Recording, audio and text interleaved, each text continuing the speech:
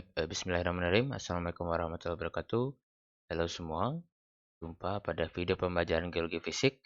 Pada video kali ini, rekan-rekan akan belajar atau mendapat pembahasan secara singkat terkait dengan apa itu gempa bumi dan aktivitas tektonik. Nah, setelah rekan-rekan sudah mempelajari batuan-batuan ya, dan juga komposisi bumi secara umum, nah maka selanjutnya adalah rekan-rekan mempelajari apa saja gejala-gejala yang terjadi di bumi ini gitu. Salah satunya adalah gempa bumi dan yang kita sebut sebagai aktivitas tektonik. Adapun pembahasan yang akan kita sampaikan, tadi akan kita bahas pada pekan ini. Ada 3 teman-teman semua dan mungkin saya akan bagi ke dalam 3 video ya, biar mempermudah penyampaian pembelajaran. Teman-teman bisa, yang pertama adalah terkait dengan definisi dari gempa bumi. Lalu yang kedua adalah mekanisme apa saja yang menciptakan gempa bumi. Dan yang ketiga adalah efek-efek yang terjadi akibat gempa bumi tersebut. Baik, kita langsung saja, rekan-rekan, kita masuk ke bagian pertama, yaitu definisi gempa bumi. Jadi teman-teman semua, gempa bumi ini definisinya sangat banyak sekali ya. Rekan-rekan bisa cari di berbagai referensi yang ada. Jadi di slide ini saya sampaikan bahwasanya gempa bumi itu merupakan getaran atau getar-getar, artinya lebih dari satu ya, getarannya lebih dari satu yang terjadi di permukaan bumi akibat adanya pelepasan energi dari dalam secara tiba-tiba yang menciptakan gelombang seismik. Begitu ya. Jadi intinya adalah teman-teman semua, getaran yang terjadi di permukaan bumi. Ya, getaran yang terjadi di permukaan bumi dan adanya pelepasan energi, teman-teman semua. Jadi getarannya terjadi di permukaan bumi. Nah, ada pelepasan energi di sana ya. Dan ada pelepasan energi di sana secara tiba-tiba yang menciptakan gelombang seismik. Nah, ini teman-teman perlu garis bawahi ya. Yang pertama adalah getaran di permukaan bumi, pelepasan energi yang tiba-tiba, dan juga adanya gelombang seismik dan menciptakan gelombang seismik. Nah, gempa bumi itu sendiri itu biasanya disebabkan oleh pergerakan lempeng bumi. Walaupun ada lagi yang kita sebut sebagai penyebab dari gempa bumi. Nah, gempa bumi ini rekan-rekan bahasa Inggrisnya kita sebut sebagai earthquakes ya. Jadi teman-teman jangan nggak usah bingung. Earthquakes itu apa? Jadi itu adalah gempa bumi yang ternyata sejauh ini bisa kita bagi ke dalam 4. Nanti sebenarnya ada 5 teman-teman semua ya. Tapi kita sebutkan 4 lah yang paling umum terjadi. Nah, yang pertama adalah tectonic earthquakes atau gempa bumi yang diakibatkan oleh peristiwa tektonik. Yang tadi kita sudah bahas adanya pergerakan antar lempeng, teman-teman semua ya. Jadi teman-teman sudah mengetahui ya secara umum bahwasanya di bumi ini tersusun dari beberapa lempeng begitu ya. Pastikan teman-teman bisa membedakan antara lempeng dengan kerak seperti itu ya. Nah, lempeng itu sendiri dia bergerak dan ketika dia bergerak saling menjauh atau saling berbenturan, artinya saling mendekat begitu, nanti di situ akan menyebabkan interaksi. Ya, interaksi tersebut akan menciptakan getaran-getaran yang terjadi di permukaan bumi tentunya. Ada pelepasan energi dan adanya pemancaran gelombang seismik. Nah, seperti itulah ya. Yang pertama adalah gempa bumi akibat peristiwa tektonik. Dan yang kedua, nah, ini gempa bumi akibat peristiwa vulkanik atau gunung api. Nah, selain dari tabrakan antar lempeng, juga getaran-getaran ini dapat terjadi apabila ada suatu aktivitas yang ada di gunung api begitu. Teman-teman sudah tahu lah ya, di sini pun ada Gunung Krakatau di Lampung begitu ya. Ketika kita berbicara lebih atas lagi ada Gunung Sinabung. Kalau kita berbicara ke lebih timur ada Gunung Semeru, ada Gunung Rinjani dan sebagainya ya. Nah, teman-teman semua, ketika gunung itu beraktivitas, tentunya ada energi-energi yang tercipta di sana, di mana kadangkala bisa kita rasakan getarannya ataupun tidak. Nah, itu yang disebut dengan volcanic earthquakes atau gempa bumi akibat letusan gunung api atau aktivitas gunung api. Nah, yang ketiga, ini kita sebut sebagai explosive earthquakes. Ini terkait dengan ledakan bom, teman-teman semua ya. Bisa dikatakan adanya nuklir yang meledak begitu kan, ataupun ada bom atom seperti di Hiroshima dan Nagasaki. Nah, itu bisa dikatakan getaran di permukaan bumi juga menciptakan ada pelepasan energi di sana dan juga ada menghasilkan gelombang seismik. Tapi ini lebih ke arah adanya ulah manusia ya teman-teman ya. Nah, tapi ini nyata terjadi bahwasanya gempa bumi pun bisa diakibatkan oleh adanya letusan dari nuklir ataupun dari bom seperti itu. Yang keempat, itu kita sebut sebagai collapse earthquakes. Nah, ini sebenarnya lebih fokus ke daerah-daerah tambang sebenarnya teman-teman ya. Jadi di daerah tambang itu biasanya bisa menggunakan dua model ya secara umum untuk menambang. Ada modelnya open pit atau tambang terbuka yang kalau kita lihat di Freeport tuh ya, yang dia bikin putaran-putaran gitu yang besar sekali. Nah, atau memang dia membuat terowongan atau yang kita sebut sebagai underground mining. Nah, collapse earthquake ini biasanya terjadi pada tambang-tambang di bawah atau tambang-tambang underground begitu ya. Tambang-tambang yang menciptakan terowongan di mana di situ mungkin ada yang miss dalam perhitungan geologi tekniknya atau ada yang miss dalam apa namanya ya, dalam sirkulasinya sehingga mengakibatkan adanya runtuhan begitu ya. Nah, runtuhan-runtuhan yang terjadi itu mengakibatkan gempa secara lokal yang kita sebut sebagai collapse earthquakes. Nah, ini ada 4 teman-teman ya dalam gempa. Sebenarnya ada 5, satu lagi yaitu meteorite earthquakes. Nah, dari katanya meteorit berarti kan gempa bumi akibat meteor ya, tapi itu kan sangat jarang terjadi. Jadi bisa kita katakan 4 saja yang perlu dibahas. Nah, tapi dalam perkuliahan kita kali ini kita akan fokus ke salah satu saja, yaitu tectonic earthquakes. Karena ini adalah gempa bumi alami yang paling sering terjadi di permukaan ya, yang terjadi pada saat ini dan menciptakan efek yang sangat besar. Oke rekan-rekan semua, sebelum kita masuk ke materi sebenarnya ada baiknya kita bercerita dulu terkait dengan sejarah bahwasanya teman-teman semua kita mengenal di bumi ini sejak tahun mungkin kita bilang 1960 lah ya. Nanti teman-teman belajar selengkapnya di tektonofisik di semester selanjutnya, semoga geologi fisiknya pada lulus semuanya ya. Nah, sebenarnya kita berbicara terkait dengan tektonik lempeng. Nah, teman-teman semua, jadi di bumi ini eh, saat ini hipotesis yang ada atau pernyataan yang ada adalah bumi ini tersusun dari antar lempeng-lempeng gitu ya. Ada sekitar 13 lempeng di mana ada 7 atau 9 lempeng besarnya gitu. Nah, awalnya teman-teman semua, kita tahu bumi ini adalah satu kesatuan, satu pulau yang kita sebut sebagai Pangea. Nah, sejak 300 juta tahun yang lalu gitu ya. Dia terpisah begitu, Pangea itu terpisah, dia menjadi Laurasia dan Gondwana gitu ya. Dan Gondwana di atas dan di bawah gitu kan. Nanti di Laurasia pun terpecah-pecah lagi, Gondwana pun terpecah-pecah lagi. Laurasia itu bisa dikatakan Eropa dan Asia lah ya teman-teman semua. Ketika Gondwana itu kita berbicara di bagian selatannya. Mungkin ada Afrika, ada Amerika Selatan, ada Australia, India begitu ya dan Antartika begitu. Kurang lebih seperti itu. Dia apa namanya semakin terpencar. Nah, saat ini ada beberapa lempeng yang tadinya terpisah sudah bersatu lagi dengan yang lain atau menabrak satu dengan yang lain. Contohnya adalah India menabrak Laurasia ya. Nah, efek dari tabrakan itu akan menghasilkan gunung Everest di mana itu gunung yang bisa kita katakan gunung tertinggi di dunia ya, teman-teman semua. Dan setiap tahunnya itu dia pasti bertambah tinggi ya. Dia secara alami dia bertambah tinggi karena India masih menabrak Laurasia hingga saat ini. Nah, teori itu semua teman-teman, teori itu semua diceritakan oleh satu pakar. Nah, pakar geofisika ini. Dia backgroundnya geofisika. Nah, yang kita kenal sebagai Alfred Wegener. Jadi ini teori continental drift yang diprakarsai oleh Wegener yang disebut sebagai the Wegener Theory, di mana dia berhipotesis bumi ini satu kesatuan dulu dari beberapa aspek ya, satu kesamaan dari flora dan faunanya ya, lalu kesamaan dari bentukan benuanya secara umum begitu ya, kesamaan dari adanya endapan-endapan yang di tropis dan non tropis dan subtropisnya begitu ya.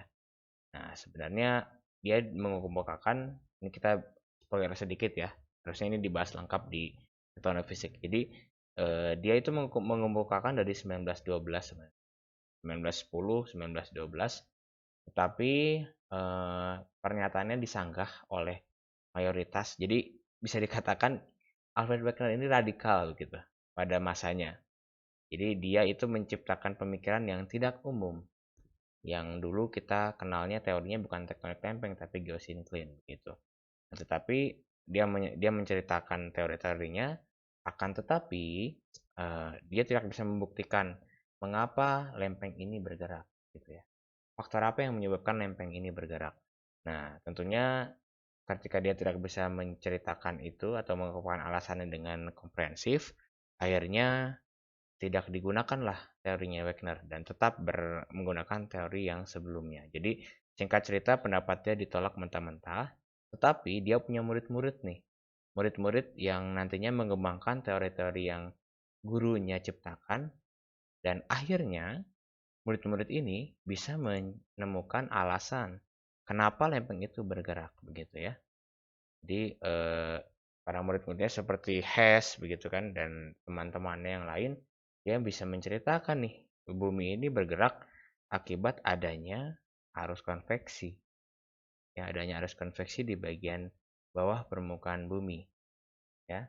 Ya, bisa dilihat dari adanya gelombang seismik pun nanti juga dari gelombang seismik kita bisa melihat adanya karakter-karakter seperti litosfer, adanya astenosfer, mesosfer dan sebagainya.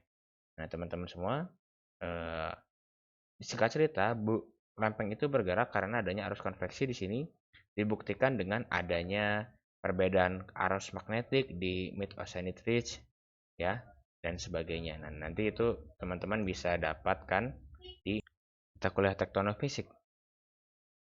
Nah, itu nanti akan dapat penjelasannya ya. Nah, teman-teman, ini adalah gambaran dari penampang bumi ya.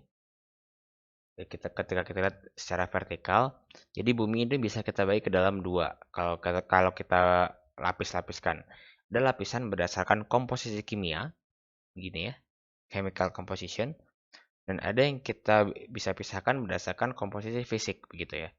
Nah, komposisi kimia ini yang nanti kita kenal sebagai inti bumi, mantel bumi, dan kerak bumi. Nah, kerak bumi itu merupakan komposisi kimia ya, di mana nanti dibagi adalah kerak samudra dan kerak benua. Nah, teman-teman semua ketika kita berbicara properti fisiknya atau sifat fisiknya, maka bumi ini kebagi dalam beberapa lapisan. Nah, silakan nanti dicatat ya sama rekan-rekannya.